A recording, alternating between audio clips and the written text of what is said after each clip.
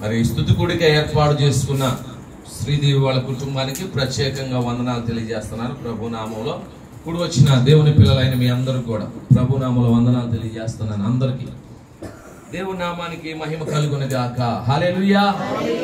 అందరం గట్టిగా దేవునికి స్తోత్రం చెప్దామా? హల్లెలూయా, హల్లెలూయా. మంచిది. ప్రభునందు ప్రియులారా,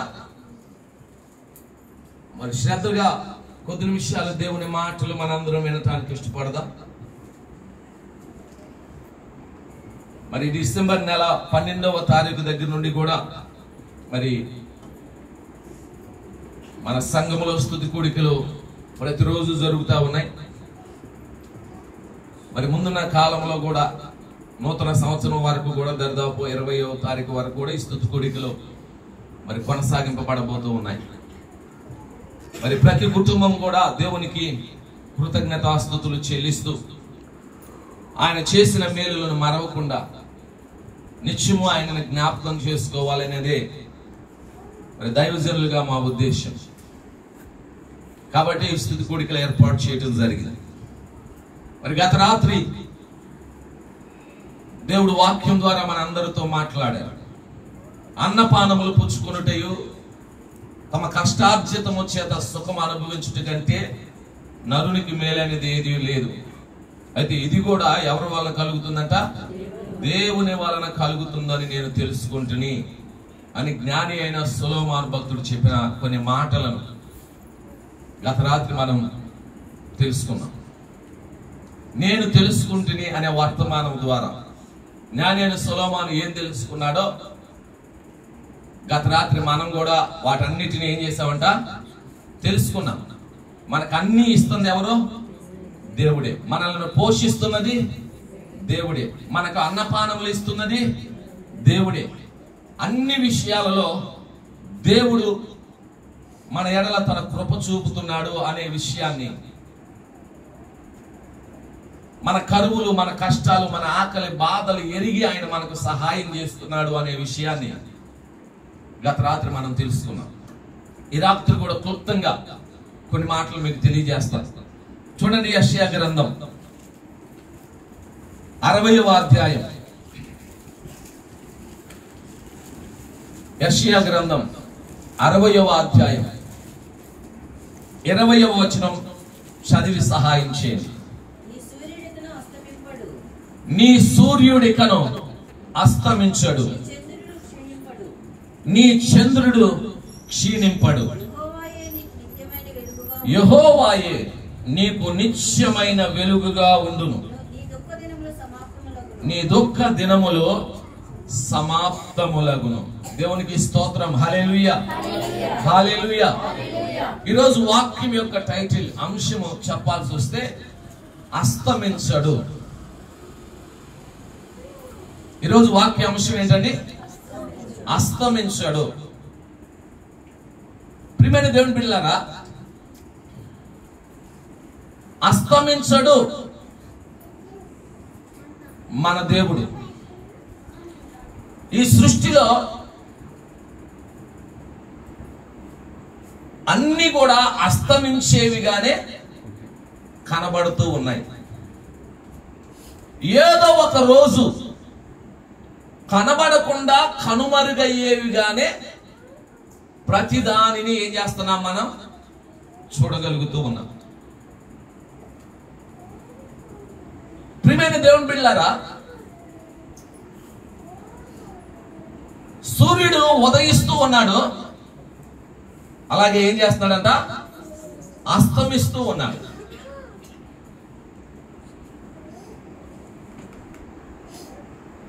ఒక మాట మీ అందరికీ తెలియజేస్తాను.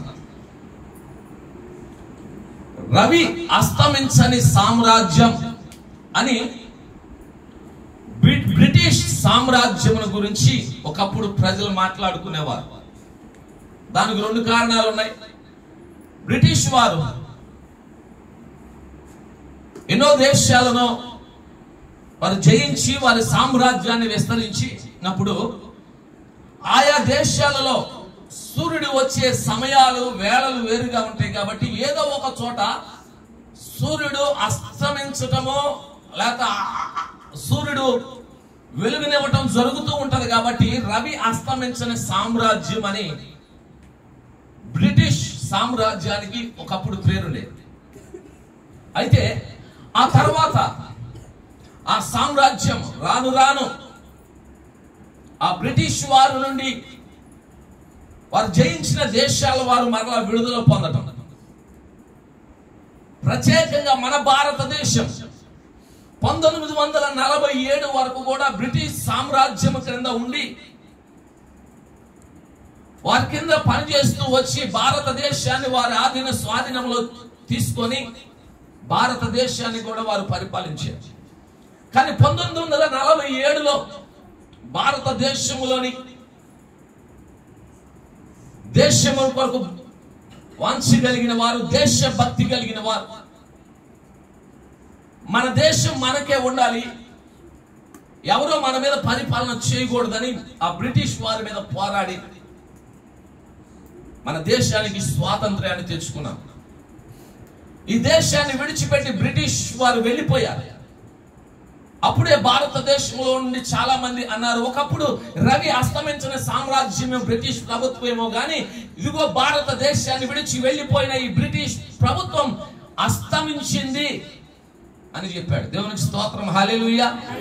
ప్రియమైన దేవుని బిడ్డలారా, ఈ సృష్టిలో రాజ్యాలైనా, రాజులైనా, రాజకీయ నాయకులైనా, అధిపతులైనా, అధికారులైనా, మనుషులైనా, సూర్యుడైనా, చంద్రుడైనా, ఈ లోకంలో ఉన్న సమస్తము కూడా ఏదో ఒక రోజు ఏమవుతాయి అంటే అన్ని అస్తమించేవే. దేవుళ్ళు అనబడిన వారు వచ్చారు, దేవతలు అనబడిన వారు వచ్చారు, మేమే దేవుళ్ళమని ప్రకటించుకున్న వారు ఉన్నారు, గురువులని, బాబాలని, లేక ఇంకా వారిని వారు గొప్పవారినిగా ప్రకటించుకున్న వారు కూడా ఈ లోకంలోనికి ఎంతో మంది వచ్చారు.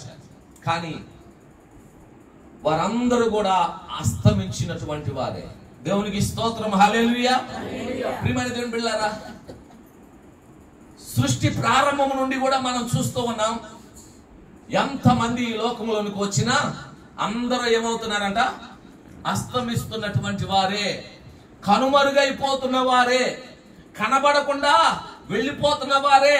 వారు దేవుళ్ళుగా ప్రకటించుకోవచ్చు గాక, మేమే దేవుళ్ళమని చెప్పొచ్చు గాక, మేమే గురువులమని చెప్పొచ్చు గాక, మేమే గొప్పవారమని చెప్పొచ్చు గాక, అయినా వారి కాలము కొంతవరకే, వారి ప్రభావం కొంతవరకే పనిచేసింది. ఆ తర్వాత వారు కనబడకుండా ఏమైపోయారంట? ఈ లోకము నుండి వెళ్ళిపోయారు. మనుషులు కూడా అంతే. ఈ లోకంలో పుట్టిన ప్రతి మనుషులు కూడా ఏదో ఒక రోజు ఏం చేస్తున్నాడంట? అస్తమిస్తూ ఉన్నాడు. ఏదో ఒక రోజు కనబడకుండా వెళ్ళిపోతూ ఉన్నాడు. ప్రియమైన దేవుని బిడ్డలారా, అది ఎంత గొప్పవారైనా, మనందరికీ బాగా తెలిసినటువంటి చరిత్రలో చెప్పబడిన ఒక వ్యక్తి అలెగ్జాండర్ ది గ్రేట్. ఆయన ఎన్నో దేశాలను ఏం చేశాడంట? జయించాడంట. జయించిన గర్వంతో ఎప్పుడు కూడా ఉండేవాడు. నా ముందు ఎవరు నిలబడలేదు, నేను గొప్పవాడని, ఇదిగో అన్ని దేశాలను నేను జయించి నేను స్వాధీనం చేసుకోవాలని ఎంతో ప్రయత్నం చేస్తూ వచ్చాడు. ప్రియమైన దేవుని బిడ్డలారా, చిన్న వయసులోనే చాలా గొప్ప బలవంతుడిగా, జ్ఞానం కలిగిన వాడుగా, దేశములను జయించిన వాడుగా, the great Alexander the great అనే ఒక బిరుదు పొందిన వాడిగా అలెగ్జాండర్ కనపడతా ఉన్నాడు. కానీ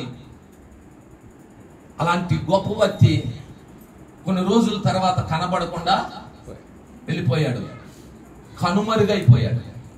ప్రియమైన దేవుని బిడ్డలారా, చిన్న రోగం, చిన్న బలహీనత అతనిలోనికి వచ్చి అతని జీవితాన్ని నశింపజేసింది. ఈ రాత్రి ఈ మాటలన్నీ ఎందుకు చెప్తున్నానంటే, ఈ సృష్టిలో ఉన్న సమస్తము కూడా ఒకరోజు అస్తమిస్తుంది, అంటే కనబడకుండా పోయింది. దేవాది దేవుడు చెప్పాడు, ఆకాశము భూమి కూడా ఏమైందట? గతించిపోయే దినము ఉన్నది. ఈ లోకం కూడా శాశ్వతమైనది కాదు. ఈ లోకములో ఏది కూడా శాశ్వతమైనది కాదు. ఈ లోకములో మనుషుడు కూడా శాశ్వతమైన వాడు కాడు. కానీ అస్తమించని వాడు, నిత్యము నిలిచి ఉండేవాడు ఒక ఆయన ఉన్నాడు. ఆయనే ఎవరంట? మన ప్రభు అయిన యేసయ్య. దేవునికి స్తోత్రం చెప్పండి. హల్లెలూయా, హల్లెలూయా. ఇక్కడ చెప్పబడుతుంది ఎవరి గురించో తెలుసా? ఈ లోకంలో మనకి వెలుగునిచ్చే, ఈ భౌతికంగా ఈ సృష్టిలో వెలుగునిచ్చే సూర్యుడి గురించి కాదు. నీ కోసం నా కోసం నీతి సూర్యుడిగా ఈ లోకంలో ఉదయించిన యేసయ్యను గురించి చెప్పబడుతున్నటువంటి మాటలు ఇవి. ఆయనే నీతి సూర్యుడు. మీరు చూడండి మలాకి గ్రంథంలో ఒకసారి, మలాకి గ్రంథంలో 3వ అధ్యాయంలో అనుకుంటా వచనము మీరు తీసి చదవండి. వచనం నేను చెప్పను కానీ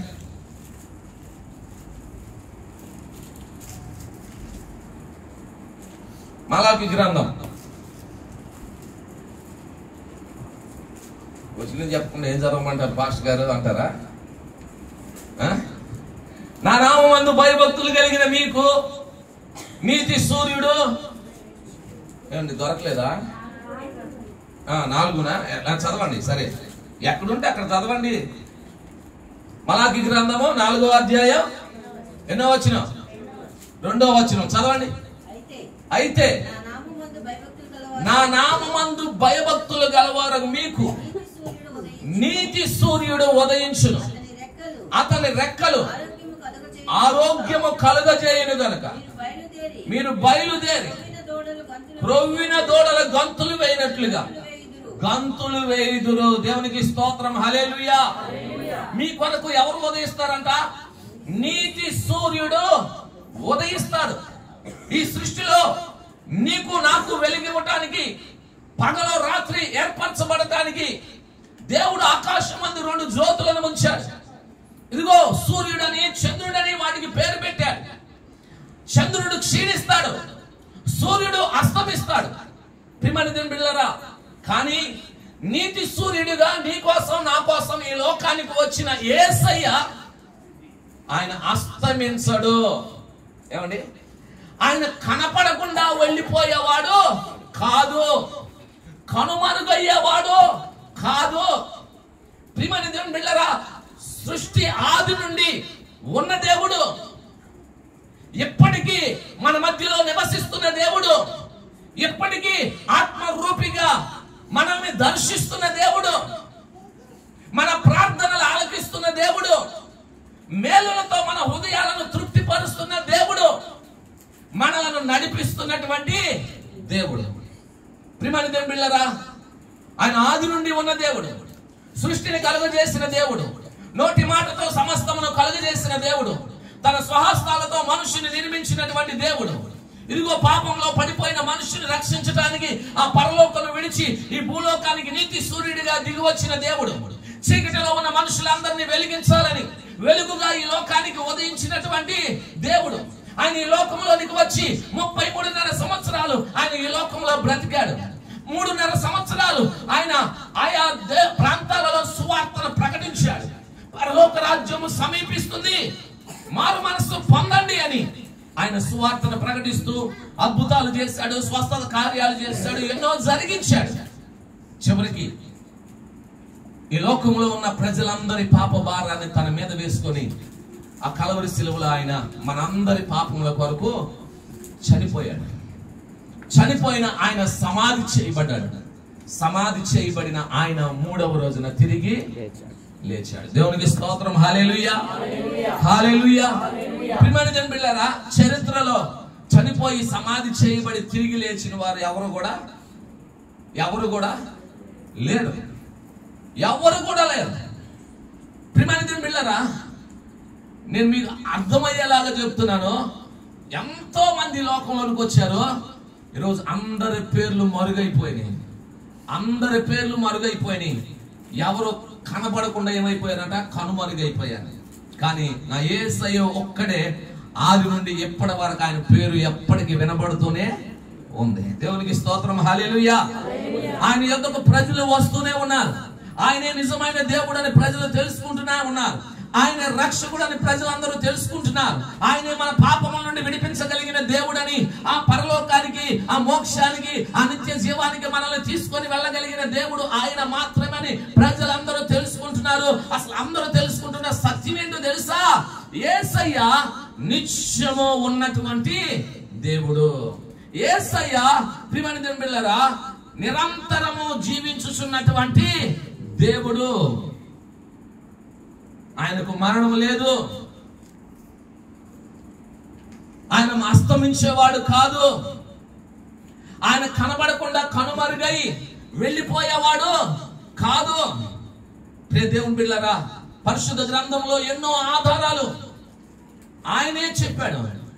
నేను ఉన్నవాడను అనువాడను అని చెప్పిన దేవుడు ఆయనే. శాశ్వతముగా ఉండేటువంటి దేవుడు ఆయనే. నిరంతరము జీవించేటువంటి దేవుడు ఆయనే.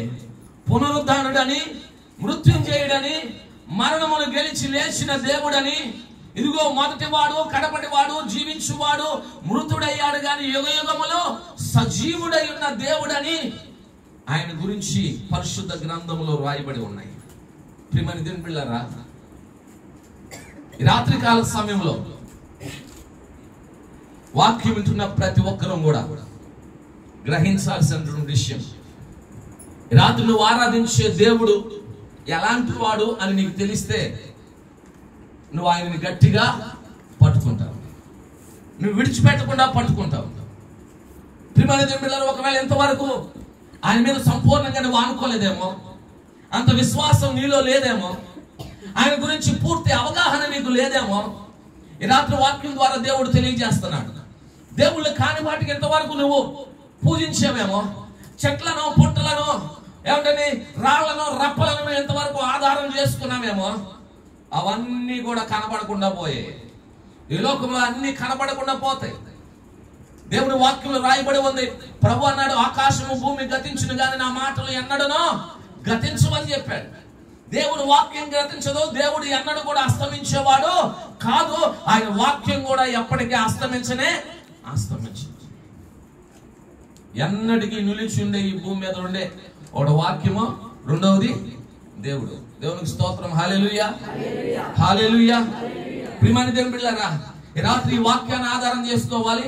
ఈ వాక్యాన్ని బట్టి దేవుణ్ణి తెలుసుకొని దేవుణ్ణి గట్టిగా పట్టుకోవాలి. ఎవరు దేవుడు, ఎవరు నిజమైన దేవుడు, ఎవరు పూజను అందుకోగలిగిన దేవుడు, ఎవరు ఆరాధించగలిగిన దేవుడు, ఎవరు నిత్యము నిలిచి ఉండే దేవుడు, ఎవరు మన ప్రార్థనలు ఆలకించగలిగిన దేవుడు, రాత్రి మనకు అర్థం అవ్వాలి. ఒక మాట మీ అందరికీ చెప్తాను. కర్మేలు పర్వతం మీద జరిగిన సంగతి మీ అందరికీ తెలుసు కదా, తెలుసా లేదా? కర్మేలు పర్వతం మీద ఏం జరిగింది? మరి అందరు నామాహాలు నాయకు చూస్తారు, అందరూ కడిదిస్తా. కర్మేలు పర్వతం మీద ఏం జరిగిందంటని ఒక సంఘటన జరిగింది. ఇశ్రాయేలీలందరూ రెండు తలంపుల మధ్యలో తడబడుతూ ఉంటే ఏలియా వారందరిని దేవుని వైపు త్రిప్పాలని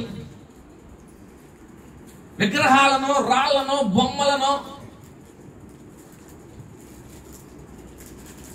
వాటి నుండి వాటిని విడిపించాలని ఇశ్రాయేలు రాజైన ఆహాబు, యెజెబెలు ఇశ్రాయేలీలందరినీ విగ్రహారాధన తట్టు త్రిప్పారు కాబట్టి రోషము కలిగిన ప్రవక్తని ఏలియా నిజదేవుని వైపు ఇశ్రాయేలీలందరినీ మరలా త్రిప్పాలని కర్మేలు పర్వతం మీదకి అందరినీ రమ్మన్నాడు. బయలు ప్రవక్తలనేమి ఇశ్రాయేలీని అందరినీ రమ్మన్నాడు. ఎన్నాళ్ళు మీరు రెండు తలంపుల మధ్యలో నడుస్తారో, యెహోవా దేవుడైతే ఆయనను అనుసరించండి, బయలు దేవత అయితే ఆ బయలు యొక్క దేవత అయితే ఆ బయలును అనుసరించండి, రండి మన వివాదాన్ని తీర్చుకుందాం అని చెప్పి కర్మేలు పర్వతానికి పిలిచాడు. బయలు ప్రవక్తలు వచ్చారు, ఇశ్రాయేలు వచ్చారు, ఆహాబు వచ్చారు, ఇంకా అందరూ వచ్చారు. అక్కడికి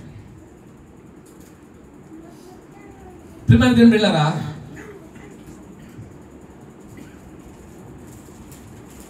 అక్కడ వారందరూ కూడా ఒక పోటీ జరుగుతూ ఉంది. అక్కడ ఏంటంటే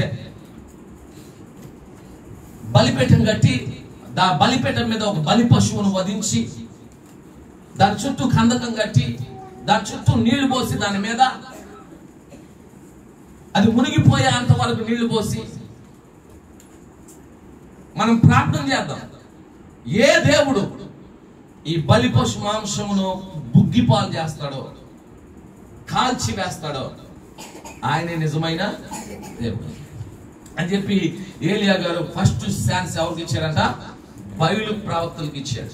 మీరు ప్రార్థన చేయండి, ఆ దేవతకి మీరు నిలబెట్టిన, మీరు మొక్కుకున్న ఆ దేవతకి ప్రార్థన చేయమంటే వారు ఉదయం నుండి సాయంత్రం దాకా ఏం చేస్తా వచ్చారు?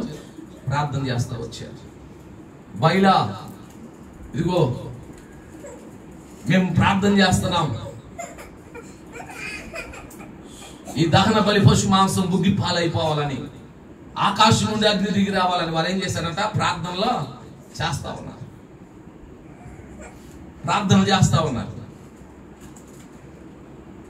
కానీ ఉలుకు లేదు, పలుకు లేదు, ఎటు నుండి సహాయం వారికి రావట్లేదు.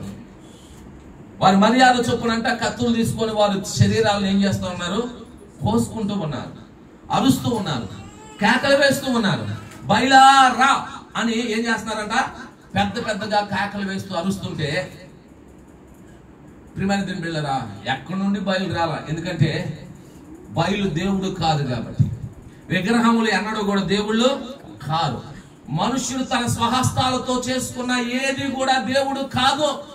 ఈ లోకంలోకి ఎంతమంది దేవుళ్ళు, ఎంతమంది దేవతలు, ఎంతమంది ఏమంటండి ఎక్కడి నుండి వచ్చారయ్యా అంటే మనుషులేనంట. యెషయా గ్రంథంలో రాయబడి ఉంది, ఒకడు అడవికి వెళ్తున్నాడంట, ఒక చెట్టును నరుగుతున్నాడంట, దాన్ని తీసుకొస్తున్నాడంట, దాన్ని పొయ్యిలో పెట్టి ఏమని కాల్చి ఆహారాన్ని వండుకుంటున్నాడంట. ఆ మిగిలిన ముక్కతో ఒక బొమ్మను చేసుకొని ఆ బొమ్మను ఏం చేస్తున్నాడంట? ఆరాధించడం ప్రారంభిస్తున్నాడంట. అంటే మనుషుడే చెట్లను పుట్లను ఏం చేస్తూ ఉన్నాడు? ఆరాధిస్తూ ఉన్నాడు. కానీ వాటి వలన ఏ ప్రయోజనము మనుషునికి కలగలేదు. వీరు కూడా ప్రయత్నం చేశారు, కానీ ఆ విగ్రహం వారిని ఏం చేయలేకపోయిందంట? రక్షించలేకపోయింది. బయలు రక్షించలేకపోయింది. ప్రియమైన దేవుని బిడ్డలారా, ఏలియా అంటున్నాడు, మీరు అలాగుండండి, నేను చిన్న ప్రార్థన చేస్తానని ఒక చిన్న ప్రార్థన ఆకాశం వైపు కనులెత్తి ప్రార్థన చేశాడండి. ఆకాశం నుండి అగ్ని దిగి వచ్చి ఏం చేసిందంట? ఆ దహన బలి పశు మాంసం ఏం చేసింది? బుగ్గి చేసేసింది, కాల్చి వేసింది.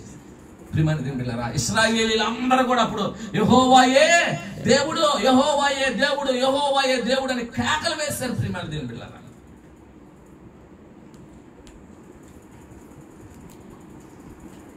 ఈ రాత్రి ఎక్కడున్న వారిలో ఒకవేళ దేవుళ్ళు కాని వారికి, దేవుడు కాని వారికి ఒకవేళ ఎవరైనా ఒకవేళ ఎంతవరకు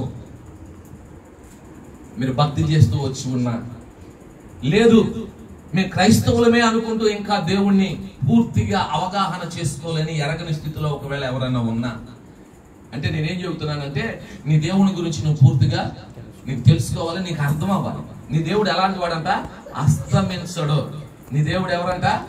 అస్తమించడు. అంటే ఎల్లప్పుడూ నిలిచి ఉండేవాడు, నీవు నేను ఆరాధించే దేవుడు. ఈ సత్యం నీకు తెలిస్తే ఆయనను వదిలిపెట్టో. ఈరోజు ఈ సత్యం తెలుసుకునే ప్రపంచవ్యాప్తంగా ఎంతో మంది ప్రజలు యేసయ్యే నిజమైన దేవుడని వారి పాపములు ఒప్పుకొని మారు మనసు పొంది రక్షణ పొంది యేసు ప్రభువును సొంత రక్షణగా వారి హృదయంలోనికి చేర్చుకుంటున్నారు. ఈ లోకంలో ఎన్నో మతాలున్నా, బహిరంగంగా అయినా రహస్యంగా అయినా ఒకవేళ చెప్పాలంటే క్రీస్తు బిడ్డలే ప్రపంచం అంతా కూడా ఉన్నారు. దేవునికి స్తోత్రం చెప్పండి, హల్లెలూయా. కనబడేవారు బయటికి, కనబడని వారిని కూడా మనం లెక్క వేస్తే ఎవరిని ఎరిగిన వారు ఎక్కువ ఉన్నారండి? యేసయ్యను ఎరిగిన వారు ప్రపంచ వ్యాప్తంగా ఎక్కువగా ఉన్నారు. ఎందుకండి? ఎందుకు అని అడిగితే యేసయ్యే నిజమైన దేవుడు కాబట్టి, యేసయ్యే నిజమైన దేవుడు కాబట్టి, ఆయన సజీవుడైన దేవుడు కాబట్టి, ఆయన మరణమును గెలిచి లేచిన దేవుడు కాబట్టి, ఆయనను మరణం బంధించుట అసాధ్యము కాబట్టి, ప్రియమైన దేవుని బిడ్డలారా, ఆయన మనకు తనను తాను కనపరుచుకుంటున్నాడు కాబట్టి, ఎప్పటికీ కూడా దేవుడు మనకు ఏం చేస్తున్నాడండి? కనపరుచుకుంటున్నాడు. ఆయన కార్యాల ద్వారా మనము దేవుణ్ణి ప్రత్యక్షంగా చూడకపోయినా పరోక్షంగా దేవుడు ఉన్నాడనే సత్యాన్ని మనం తెలుసుకోగలుగుతున్నాం. ఆయన చేసే మేలులను బట్టి, ఆయన చేసే కార్యాలను బట్టి, మనం చేసే ప్రార్థనలకు ఆయన ఇచ్చే జవాబును బట్టి, ఆయన వాక్యం ద్వారా మనకిచ్చే ఆదరణను బట్టి, ఇదిగో కలవరంలో హృదయం అంతా కృంగిపోయిన పరిస్థితుల్లో దేవుని ఒక్క మాట నీ హృదయానికి ఎంతో నెమ్మదినిస్తుంది. ఈ వాక్యం నీకు నెమ్మదినిస్తుంది అంటే దేవుడు సజీవుడిగా ఉన్నాడంటారా లేడంటారా? ఒక మాట చెబుతాను. యోహాను సువార్తలు ఆదికాండం యోహాను సువార్తలు రాయబడిన మొదటి మాటలో ఆది యందు దేవుడు ఉండెను. దేవుడు ఏమై ఉన్నాడంట? వాక్యమై ఉండెను. ప్రియమైన దేవుని బిడ్డలారా, ఈ వాక్యం ఎప్పటికీ బ్రతికి ఉంది. ఈ లోకంలో ఎన్నో గ్రంథాలు ఉన్నాయి. ఏది చదివినా నీకు నెమ్మది, సమాధానం, నీ హృదయంలో సంతోషం, ఆనందం, నీకు శాంతి వస్తుందో లేదో తెలియదు. కానీ దేవుని మాటలు ఎప్పుడైనా నీ జీవితంలోకి వస్తే, చెప్పబడితే, ప్రియమైన దేవుని బిడ్డలారా, అది మన జీవితాలకు ఎంతో నెమ్మదిని ఏం చేస్తుందంట? కలిగిస్తుంది. ఇక్కడున్న మన అందరికీ అనుభవమే కదండి. మన జీవితాల్లో కూడా ఎన్నో పర్యాలు కన్నీరు వచ్చింది, కష్టాలు వచ్చినాయి, బాధలు వచ్చినాయి, శోధనలు వచ్చినాయి, సమస్యలు వచ్చినాయి, ఆత్మీయులను కోల్పోయాం, అయిన వారిని కోల్పోయాం. ఎన్నో పరిస్థితులు వచ్చినప్పుడు ఈ వాక్యమే కదా మనకు నెమ్మదినిచ్చింది, ఈ వాక్యమే కదా మనకు ఆదరణ ఇచ్చింది. ప్రియమైన దావీదు ఏమన్నాడు? నా అంతరంగంలో విచారంలో హెచ్చగా నీ గొప్ప ఆదరణ నాకు నెమ్మదిని కలిగించిందయ్యా. నీ వాక్యమే నాకు నెమ్మదిని కలిగించిందని దావీదు చెప్పినట్టుగా, మరి ఈ వాక్యం మనకు నెమ్మదిని కలిగిస్తుందంటే ఈ వాక్యం బ్రతుకున్నట్ట లేనట్ట? ఏమండి, చచ్చిన దాని వల్ల దేని ఉపయోగం ఏమైనా ఉందా? చచ్చిపోయిన వారి వల్ల ఏమైనా ఉపయోగం ఉందా? ఈ వాక్యం కూడా చచ్చిపోయినదైతే దీని వల్ల ఏ ఉపయోగం ఉండేది కాదు. కానీ ఈ వాక్యము ఆది నుండి కూడా బ్రతికే ఉంది, బ్రతికిస్తూ ఉంది. అనేకుల్ని ఈ వాక్యం వేగంగా పరిగెడుతూ ఉంది, ప్రజల హృదయాల్లోనికి వెళ్తుంది, మారు మనస్సును కలిగిస్తుంది, పాప క్షమాపణ కలిగిస్తుంది, పశ్చాత్తాపాన్ని మనుషుల్లో కలిగిస్తుంది, పాపపు ఒప్పుకోలను కలిగిస్తుంది, ఆదరణను కలిగిస్తుంది, నెమ్మదిని కలిగిస్తుంది, ధైర్యాన్ని కలిగిస్తుంది. ఈ వాక్యమే మనల్ని బ్రతికిస్తుంది. ఈ వాక్యమే బ్రతికిస్తుంది. ఈ వాక్యం మనల్ని బ్రతికిస్తుంది అంటే ఇది సజీవంగా ఉంది. ఇది సజీవంగా ఉందంటే దేవుడు సజీవుడై ఉన్నాడు. దేవుడు సజీవుడై ఉన్నాడు. రాత్రి వాక్యం వింటున్న ప్రతి ఒక్కరితో నేను చెప్పాలనుకుంటుంది ఏంటంటే, జీవం గల దేవుణ్ణి విడిచిపెట్టదు. అస్తమించే వారి వైపు కాదు చూడాల్సింది, అస్తమించని దేవుని వైపు చూడాలి. కనుమరుగైపోయే వారి వైపు కాదు నువ్వు చూడాల్సింది, ఎల్లప్పుడూ నిలిచి ఉండే వారి వైపు నువ్వు చూడాలి. ఈ రాత్రి ఇక్కడున్న వారందరికీ నేను చెప్పే విషయం, యేసయ్య వైపు మనందరం చూడాలి. యేసయ్య వైపు మనందరం చూడాలి. ఇంకొక విషయం చెప్తాను. దేవుడే మనకు కుటుంబాలు ఇచ్చాడు, దేవుడే మనల్ని ఫ్యామిలీస్ ఇచ్చాడు. భార్య, భర్త, పిల్లలు, తల్లిదండ్రులు, అత్త, మామ ఈ లోకంలో. కానీ ఎన్ని బంధాలున్నా, ఎన్ని అనుబంధాలున్నా, మన కుటుంబాల్లో కూడా అందరూ ఏదో ఒక రోజు ఈ లోకం నుండి ఏమవుతారంట? వెళ్ళిపోతూ ఉంటారు. ప్రతి ఒక్కరు ఈ లోకం నుండి వెళ్ళిపోతూ ఉంటారు. అయితే మనుషులు అస్తమిస్తారు, కానీ దేవుడు అస్తమించడు. ఒకవేళ నీ ఇంట్లో అస్తమించిన లేకపోతే వెళ్ళిపోయిన ఆ మనుషుని బట్టి నీకు కృంగిపోతే మనకి బ్రతుకు లేదు. కానీ ఇదిగో అస్తమించని నిత్యము నిలిచిన దేవుని వైపు చూస్తే మరలా మన బ్రతుకు ఏమైందంటే చిగురిస్తుంది. మరలా మన బ్రతుకు ప్రియమైన ఫలిస్తుంది. ఈరోజు ప్రతి ఒక్కరి జీవితంలో ఏదో ఒక సందర్భంలో ఏదో ఒక ప్రతికూలమైన పరిస్థితులు. అయితే మనం ఎందుకు ఇలా ఉన్నాం? ఈరోజు ఇలా ఎలా ఉండగలిగామంటే ఎవరిని బట్టి? ఎవరిని బట్టి అండి? దేవుణ్ణి బట్టి. అవునంటారా కాదంటారా? దేవుణ్ణి బట్టే. ప్రియమైన దేవుని బిడ్డలారా, దేవుణ్ణి బట్టి కాకపోతే మనం ఈ స్థితిలో ఉండగలిగే వారము కాదండి. మనం ఈ స్థితిలో ఉండేవారం కాదు. దేవుని బిడ్డలారా, ఈ రాత్రి కాల సమయంలో నా మాటలు ముగిస్తున్నాను. నీరు సూర్యుడు అస్తమించడు, నీ చంద్రుడు క్షీణించడు, యెహోవాయే నీకు నిత్యమైన వెలుగుగా ఉంటాడు. ఈ రాత్రి మనకు నిత్యమైన వెలుగుగా ఉండే దేవుణ్ణి మనం ఏం చేసుకోవాలంట? ఆధారం చేసుకోవాలి. ఒకవేళ ఇంకా నువ్వు నామకార్థంగా ఉన్నా సరే, ఏదో ఆచారంగా వెళ్ళి వస్తున్న మందిరానికి అనే పరిస్థితుల్లో ఉన్నా సరే, ఈ రాత్రి నువ్వు దేవుని గురించి ఒక సత్యం తెలుసుకోవాలి. ఆయన ఎల్లప్పుడూ జీవించే దేవుడు, నిత్యము నిలిచి ఉండే దేవుడు, నిత్య జీవానికి నిన్ను నన్ను చేర్చగలిగిన దేవుడు. ఆయన నువ్వు గట్టిగా ఏం చేయాలంట? పట్టుకోవాలి.